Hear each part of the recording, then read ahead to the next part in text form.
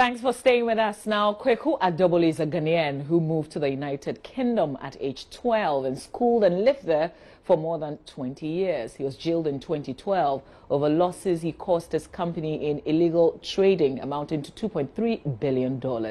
He came out of jail early after serving half of a 7-year sentence and has since been fighting his deportation. Well, he was deported to Ghana last week, Thursday, and Joy News editor Israel Lai has been speaking to him. All right, Kweku, I'd like to first of all start by welcoming you formally back home to Ghana. Thank you. It's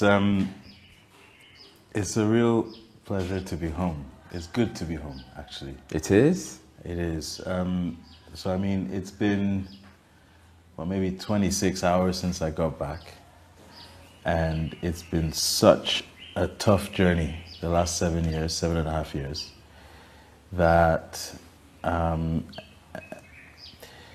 the violent way in which it ended meant that as I was coming back to the country, all I wanted to do was to get home to my family. You mean the removal process? The removal process, yes. It was remarkably violent and completely unnecessary. And whilst on the one hand, it made me realize why it was so important for us to fight as hard as we did to ensure that I wasn't deported. On the other hand, it made me realize that this fight has done a lot of damage to a lot of people. The vision of violence that we have seen, the vision of state violence that we have seen, has taught us so much. So when I got home yesterday, it felt like I was free for the first time in 7 years. Wow. The last time I met you, yes, you were in deportation. Yes. Okay, very close to Heathrow. Yeah, so, yeah, of course, yes, you met me in the detention center in Harmondsworth.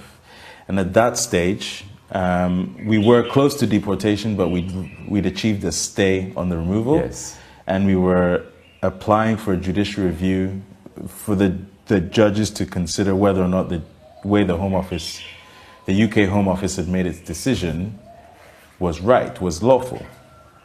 So they allowed me out on bail. So about a month ago, just over a month ago, they released me on bail. Then I was on bail, we had the judicial review hearing. They actually used the court as a way to manipulate the story in order that the final reckoning would be that I'm a dishonest person and that I am in some ways incapable of redemption. And that the judge literally said that I was dishonest about my dishonesty and therefore I should be deported and never given the chance to make a claim as to why I should be allowed to remain in the UK. That was pretty serious. It's incredibly harsh because there was no evidence whatsoever to support that position. In fact, 3 judges before him who'd assessed the evidence had said that actually my contributions to the UK since my release from prison have been in the public interest. Now, what we think is that the UK government realized that the only way they could convince the Ghanaian government to accept my deportation was to ensure that there were no more legal avenues for me to contest against the decision in the UK, which is very gracious of the Ghanaian government. However, what the UK government did was manipulate that process to ensure that there was no possibility for a legal avenue, a legal resolution. And then once they'd done that piece of work through the upper tribunal, Judge Ockleton in the upper tribunal, they then put me back in detention this Monday when I went to report. What happened then from Monday? So on Monday I reported, they put me in a van, and I'm sorry, I'm really hot, so I'm I mean, you're sweating quite a bit, and we can excuse you. I'm not used to the temperature. It's a 20-degree temperature change. I know. So yeah, we can excuse forgive you. me. But they put me in a van immediately. They drove me from Glasgow, where I went to report, all the way down to Harmondsworth, 9 hours in a van with 2 escorts. Glasgow, that's Scotland. In Scotland. So I lived in Scotland. So since my release from prison, I've been living in Scotland with 2 friends and their 2 sons who are my godsons. So they drove me all the way down to Harmondsworth and then detained me in the same detention center where we met about 6 weeks ago.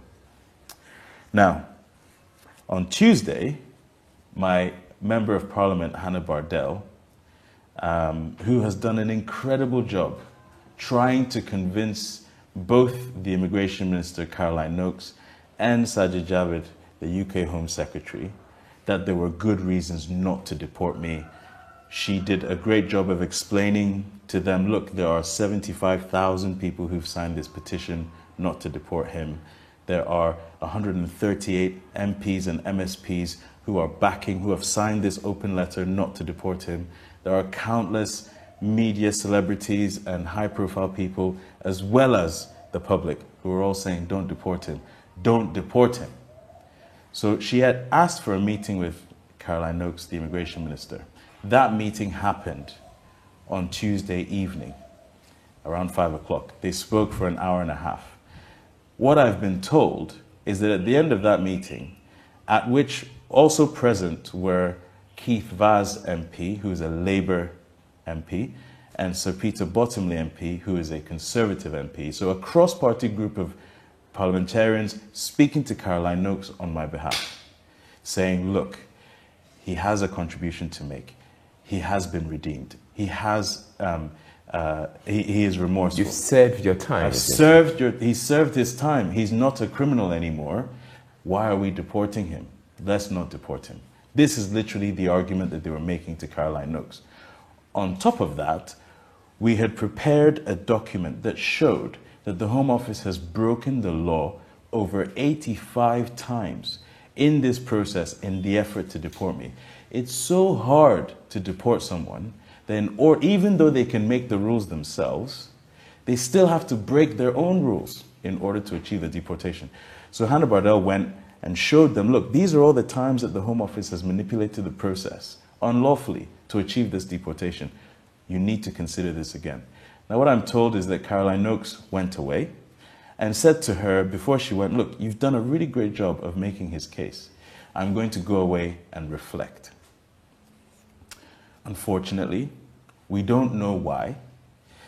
As well as that, Caroline Nokes said, in any event, the deportation is not necessarily imminent, right? So and this is the Immigration Minister. This is the Minister for Immigration. And she's basically saying, look, we're going to consider it properly. It's not going to happen that soon anyway. That's the message that came back to us on Tuesday evening. On Wednesday morning, I spoke to Hannah Bardell myself, and she called and she said, look, we've received a letter. The letter was written last night, just 1 hour after the meeting. That's strange. Very strange. Because you hear the minister saying one thing, and then this letter also communicates something else. Correct. And it suggests that the minister, I mean, this thing is all clearly, the deportation must have been in hand. They must have already made the preparations in order for me to be able to get on a flight. So they probably were just telling you something. Well, we don't know. Perhaps she was just telling us something, or perhaps what happened was she put a call into whoever it is that she needs to call, whether it's Sajid Javid or Theresa May. You know, they're going through this turmoil over Brexit right now, but who knows who she called, but she must have called someone and gone, you know what, actually, maybe we need to look at this. Either that or yes, she was lying. We don't really know. All right. But either way, within 1 hour of the meeting, after all that information had been shared, a letter was written saying, sorry, he's got to go. We've assessed our decision and we are satisfied that the UK Home Office has made the right decision to deport Kweku. I had this call with Hannah at 10 o'clock. I was speaking to my lawyer around 1 o'clock. So at 1 o'clock, they lock you back in your cell. I was speaking to my lawyer. All of a sudden, boom, boom, door knocks. They open the door. 6 people rush into the room with a camera. Mr. Adeboli, pack your things, you're being removed from the UK. Boom, just like that. So I was like, Jackie, I think it's happening right now. I'm just going to hang up the call. Okay? So I hang up the call. I say, what do you need me to do? They say, you need to pack your things. So I say, okay, can you tell me flight details? I need to know where we're traveling from, where we're traveling to, when I will arrive in Ghana. What is the route? And on what document are you transferring me? You don't have my passport. So on what document are you transporting me? The people in the room said, we don't know. We're going to hand you over to the transfer team. They will tell you. Okay, so I pack my stuff, put my bag, get marched out by these 6 people, one of them with the camera, reminding me not to be violent the whole time. Because if you use force, we will use force. That's what they keep telling you. So it's a very violent process. We arrive at the men who are now going to carry me on the plane and across. And I get handed over to them. Again, I ask them, what's the route? What travel document? When will I arrive in Ghana? We don't have that information. As soon as we do know, we will tell you. They search me. I sign. The only document I sign is a document for my particulars, my valuables and my property that's with the detention center. With the detention center. So I signed this document to hand it over. Then they put me in a van. There's like 8 people in the van, right? Just for little old me. And we drive. You're not so little. Okay, maybe not so little, but maybe that's what they were scared of. Who knows? Anyway, we get to the security in Heathrow. It's a special security area. I think 4 or 5 security people search my baggage and my clothes, strip search, etc. It's really, really undignified. Really, really demoralizing. And it's a process, I think, that's designed to show you who you are. You're not worthy of being part of this country. Literally just taking away all your dignity. It was just mortifying. Remember, even by this point, nobody knows what's happening apart from Jackie. I've not been able to call anyone. And especially, I mean, your family, if you're being deported, they should be at the airport at least to receive you. Well, definitely my family here in Ghana need to be ready so that they can come and meet me. So I need to tell them. Plus, remember, they're worried too. They're thinking about what's happening too. And my family in the UK, my partner, my friends, etc., they also need to be able to travel and understand conceptually what's happening. You know, human beings, we need to know what's happening to each other, even if we're separated by distance. We need to be able to conceptualize each other. So if I'm not able to share with you the information of what's happening to me, your anxiety about it goes up. Okay? So this is what's going on. The whole time I'm asking them, give me some information so I can give to my lawyers and my friends and my family. Nothing. We don't have that information. After security, we get back in the van. They drive to Heathrow. We drive around Heathrow, past Terminal 5, past Terminal 4, get to the actual tarmac where the airplanes are, and they park in between 2 planes. Kuwaiti Airlines on one side, Royal Air Maroc on the other side. It's about 4 o'clock in the afternoon. And I mean, it was a beautiful evening. The sun was setting. I was like, oh, what a day to leave the UK. You know, this was going through my mind. My heart is really heavy. And the Kuwaiti Airlines plane goes. So I assume now they must be taking me on the Royal Air Maroc. So I say, listen, come on, let me call someone and tell them what's happening because they're worried. So I call Pippa, I call Alice, and I call my lawyer and I say, look. Did you have your phone or you had to request for your phone? So I had to request for my phone. They confiscated my phone. So I was like, please, listen, we've now been going through this process for 3 hours or so. Please give me my phone so I can call. So I call them and I say, this is what is happening. And I tell Pippa, look, we're sat on the tarmac next to Royal Air Maroc, so maybe that's the flight. And so she goes online and checks the departure time of Royal Air Maroc. And it turns out that that's leaving at 5:10, and there's a connection through Casablanca to Accra that arrives at 2:20 a.m. on Thursday morning. That's the idea. So Pips was like, well, that kind of makes sense. It must be that. Okay, so probably that's how come we got the information. Initial information was that you were coming on board an Air Maroc. Correct. And then all of a sudden, they come in and they go, you can't use your phone anymore. Give us your phone, we're confiscating it, because the information we've given, the information that you've told your friends has now reached social media and the media in general. All right. Therefore, it's endangering the flight, we're taking the phone from you. So they take the phone from me, and then as soon as they take the phone, they say, right, we're on the move. Close the door, put your seatbelt on, and then we drive around the airport. So you leave We the leave Air the Maroc. Royal Air Maroc. We go to the Kenya Airways flight and park next to the Kenya Airways flight. And suddenly I realized what they'd done was basically used me to get the information out. Misinformation. About the Royal Air Maroc. Yes. And then they take you on. Correct. another. So they wanted to give misinformation. And divert attention. Correct. It seems that they were worried. They were so ashamed, in a sense, of what they were doing. They were worried that the protest would reach the airplane and they wouldn't be able to remove me, right? So they used misinformation. They used me to trick the world because they knew I would tell my friends and family, right? So they were so, even at that moment, they were so obsessed with policy and practice that they forgot that there's a human being that is being deported, and that is a violent process. And that human being is connected to hundreds, if not thousands, of other human beings all over the world, right? They are so obsessed. The UK Home Office is a rogue institution. It is so obsessed with achieving policy and practice goals that it has completely forgotten that there are the human rights beings. of the individual. Completely forgotten that there are human beings involved in this process. It Correct. is unbelievably inhumane. Okay. So they get you onto the plane. So to get you on the plane, what they do is they take off your seatbelt, get out the plane, and then remember at this point there's 5 guards that are escorting you. 5 people are going to escort you halfway around the world.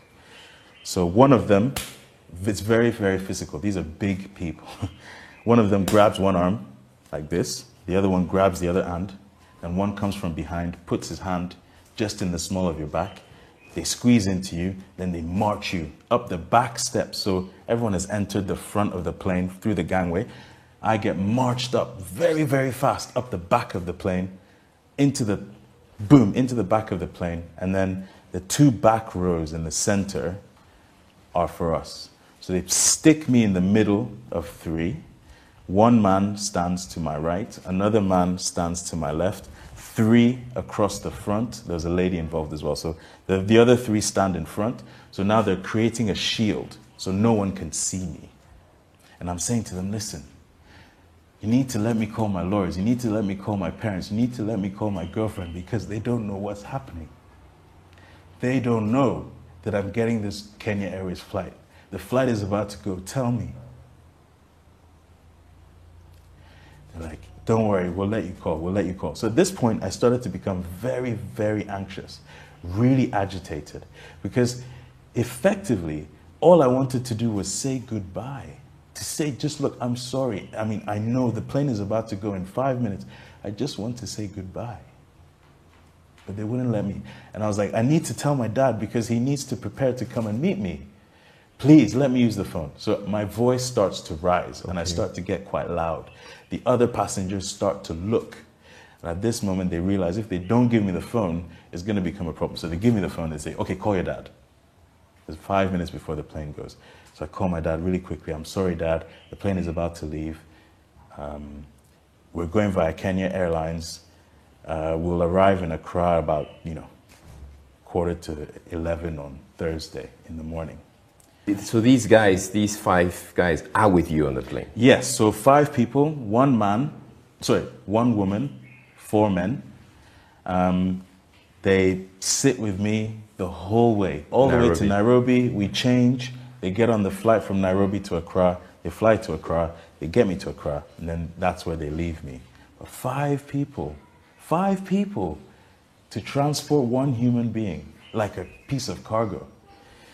And their job is literally to show you physically that at no stage should you try and interfere with this process? Before we got on the plane, they came in and they said, listen, this information that we gave you got onto social media. Are you preparing to be violent on the plane? Are you preparing to disrupt the flight? Because let us warn you, the pilot has agreed no matter what happens, he's going to take you. And I said, look, I'm not a violent person. I've never been violent in my life. So then they said, well, are you going to be vocal? Because if you're vocal, that's still causing a disruption. We will be forced to use force. I was like, listen, I just want to get home in a dignified way. That's why I offered to leave myself once the legal process was done. Well, you actually offered to leave. We offered the Home Office. We said to them, look, once the legal process is complete, if it is not successful, we are happy to, I'll buy my own ticket, I'll get on a plane, and I will fly myself. Because I do not want this undignified exit. Give us more time, and I will fly myself. I'll say goodbye properly, and I'll fly myself. Literally. I told them that in an email. My lawyer told them that in an email. I even said it on the radio last Saturday. And yet, they wanted to have this happen on that day. I don't know why, but they forced it. So what happened was, because of what they'd done to misinform us about the flight, and because I was constantly asking for the details of the flight but not getting it, I started to mistrust them. So for the first 2 hours of the flight, I just sat there crying, because I hadn't been able to speak properly to anyone, just crying. And then luckily, this is completely by fluke, there was a delegation of MPs traveling to Nairobi to do a 3-day piece of analysis on migration and environmental change and the economy in both Nairobi and in Ethiopia. So one of those was an SNP MP, a guy called Chris Law, who is friends with Hannah Bardell, my MP. So somehow they got a message to Chris that I was on the same plane, and he got in touch with the escorts, these bounty hunters. My girlfriend calls them bounty hunters.